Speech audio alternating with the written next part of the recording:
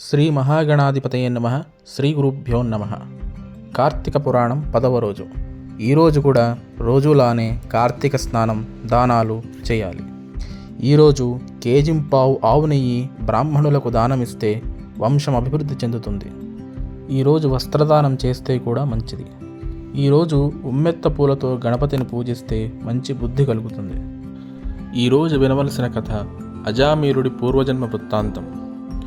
అజామీరుడి కథంతా వినిన జనక మహారాజు తన 16వ ఏట ఎందుకు బుద్ధి మార్చుకున్నాడు, పొయ్యే ముందు నారాయణ నామస్మరణ ఎందుకు చేశాడు, తన పూర్వజన్మ వృత్తాంతమేంటి అని వశిష్ఠుడిని అడుగుతాడు. అప్పుడు వశిష్ఠుడు ఇలా చెప్పాడు. పూర్వం సౌరాష్ట్రంలో ఒక గొప్ప శివాలయం ఉండేది. అందులోని అర్చకుడు చాలా గొప్పవాడు, గొప్ప శివభక్తుడు. శివుడికి నివేదన చెయ్యందే తాను తినేవాడు కాదు. అటువంటి వాడికి ఒక దుష్టుడైన కుమారుడు పుడతాడు.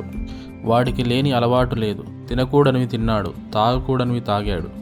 తండ్రి మరణించాక ఆ శివాలయంలో ప్రధాన అర్చకుడిగా ఉన్నాడు. కానీ శివుడి మీద నమ్మకం లేదు. కేవలం డబ్బు కోసమే అర్చకత్వం చేసేవాడు.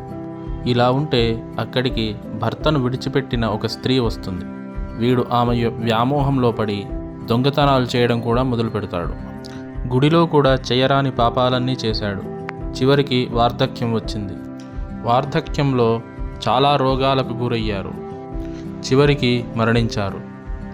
మరణించాక నరకానికి వెళ్ళి అక్కడ ఘోర కఠోర శిక్షలను అనుభవించారు. అలా కొన్ని వేల సంవత్సరాలు నరకంలో ఉండగా తరువాత చాలా జన్మలు ఎత్తి చివరికి వాడు అజామీలుడుగా పుడతాడు. ఆ స్త్రీయే భోయస్త్రీగా పుడుతుంది. తన పూర్వజన్మలో కార్తీక శుద్ధ దశమి నాడు అనుకోకుండా భక్తుల కోరిక మేరకు శివుణ్ణి పంచామృతాలతో అభిషేకిస్తాడు. అనుకోకుండా ఇంకొక బ్రాహ్మణుడికి ఆవు నెయ్యిని దానంగా ఇస్తాడు. ఆ పుణ్యం వల్ల చాలా జన్మల తర్వాత మళ్ళీ విప్రవంశంలో పుట్టాడు. వేదాలు చదివాడు. ఆ పుణ్యం వల్లే చివరి క్షణంలో నారాయణ నామస్మరణ గుర్తొచ్చింది.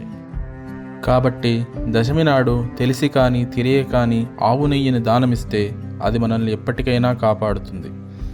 ఈ కథంతా వశిష్ఠుడు జనక మహారాజుకు చెప్పాడు. స్వస్తి.